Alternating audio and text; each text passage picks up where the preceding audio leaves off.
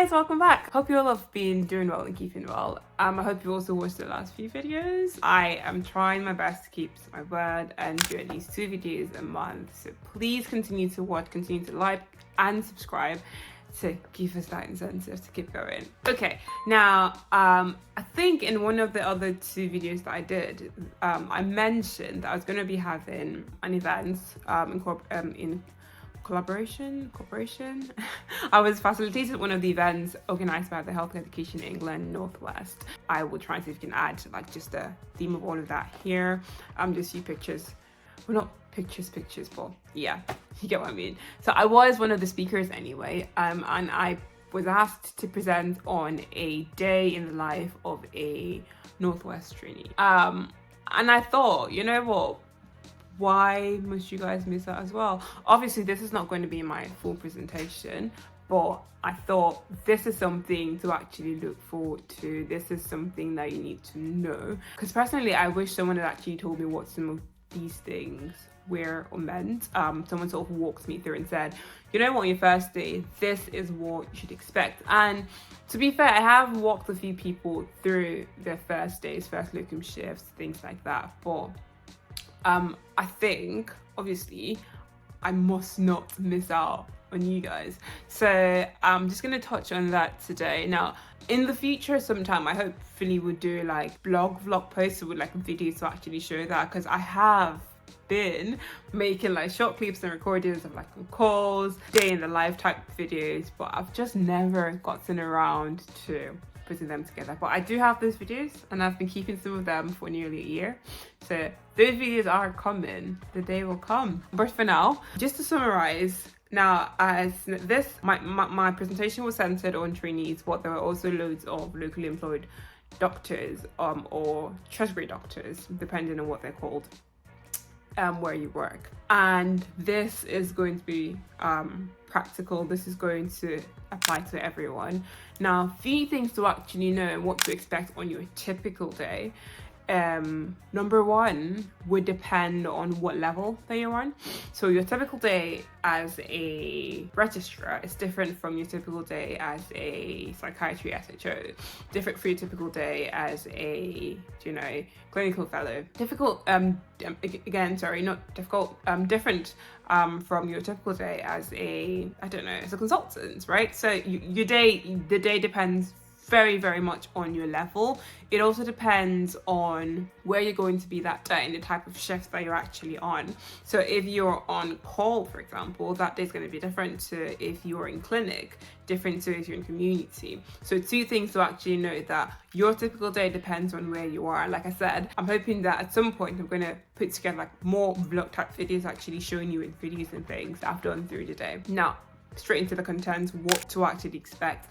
Now, in most trusts, you will quickly get familiar with the concept of a handover. If you're on a normal working day, that could be in terms of a morning sort of MDT, where you come together and the nurses are telling you about the patients and like the patients they're worried about, how they've been over the night time, or the night doctors sort of coming together and telling you, well, this has happened, that has happened. So basically, the handover is a protected time where the outgoing team, or if it's an MDT type handover, the staff that have already received a handover from their colleagues come together and let you know what's going on with the patients you're going to be seeing for that duration of your shift. So in the handover, people that are leaving are handing over patients to you. So they're telling you what's going on, what you need to do, what's outstanding, jobs that need to be chased, things like that. So that's one thing that you need to know and expect in your typical day, a handover.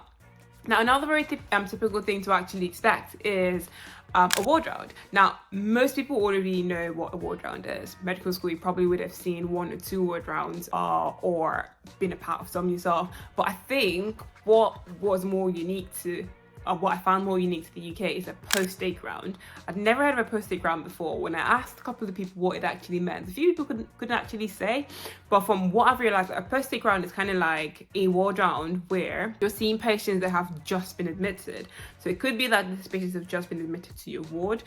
that they've just been admitted from A&E, but you're seeing them within your specialty for the first time. It could be that your registrar who's doing the post-stake with, or a consultant that you're going along with is doing the post-stake round. So basically, there are patients that have been admitted to the ward. You are seeing them in your specialty. You're trying to see what plans have already been put in place, what did the emergency department team do, what needs to be done. You're chasing up on all of that. So you're seeing patients that have recently been admitted and you're finding out what needs to be done, updating their plans, stuff like that. So that's your post-stake round. Ward round is like the ward round that you would know anywhere normally. Now, the next thing is attending to patients. Obviously, that is what doctors do. You would usually be doing that with other members of the MDT. So you should be working together with the nurses. If you have ANPs, advanced nursing practitioners, or nurse clinicians, they have different names they go by.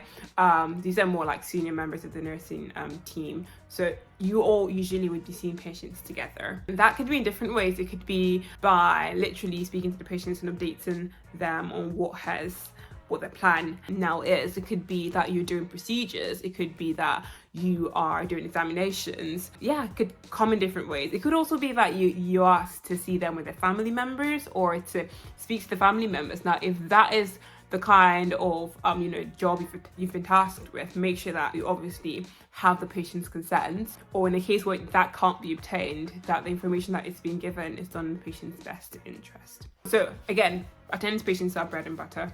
Now the next thing is admin jobs. Now I think most people do not like admin jobs, whether that's the discharge letters or you're actually having to write everything that has happened during the day, or you're taking part in a research or audit on the ward, or there's basically the paperwork.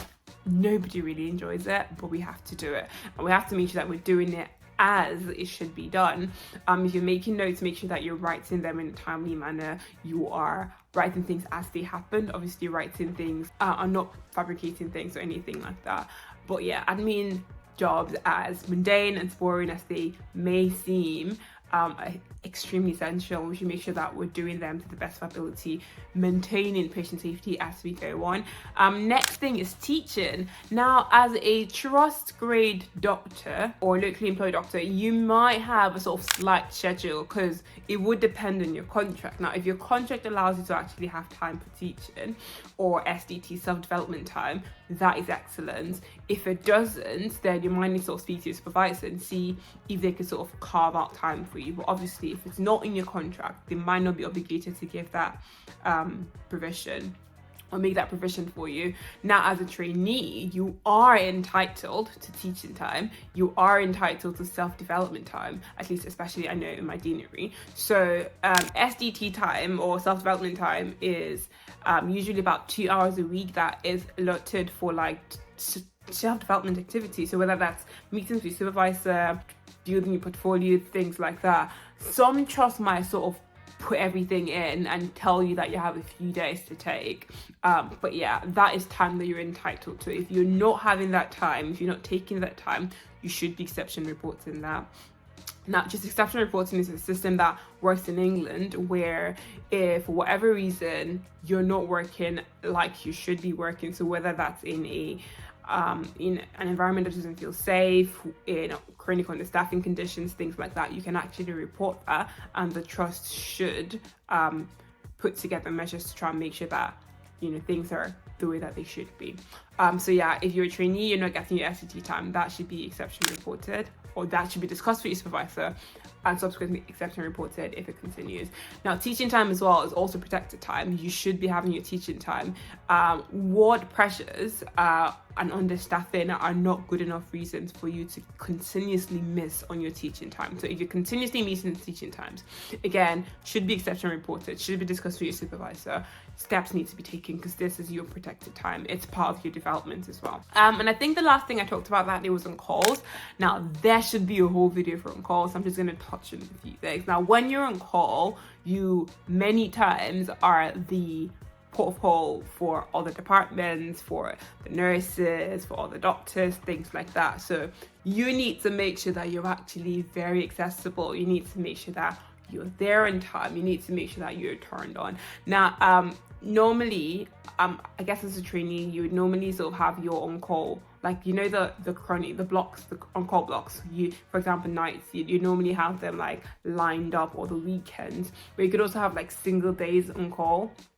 So you should make sure that if you're using a bleep system or your phone, you have that properly charged, or you have that turned on, you're accessible. Know the members of the team that you're working with, ask for help.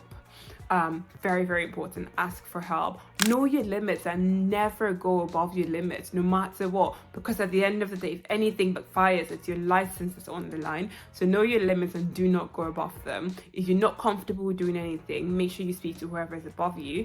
Let them know the situation of things. If you're not comfortable, do not do it, because if anything happens, number one, it's somebody's life you're dealing with. Number two, you will take the brunt.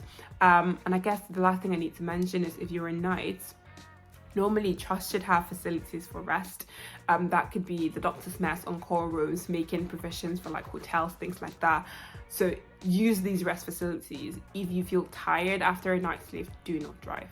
Don't drive. Keep yourself safe. Stay safe. So these are things you should expect on a typical day. Like I said, wait for those videos. I'm not sure when they're gonna come, but they will.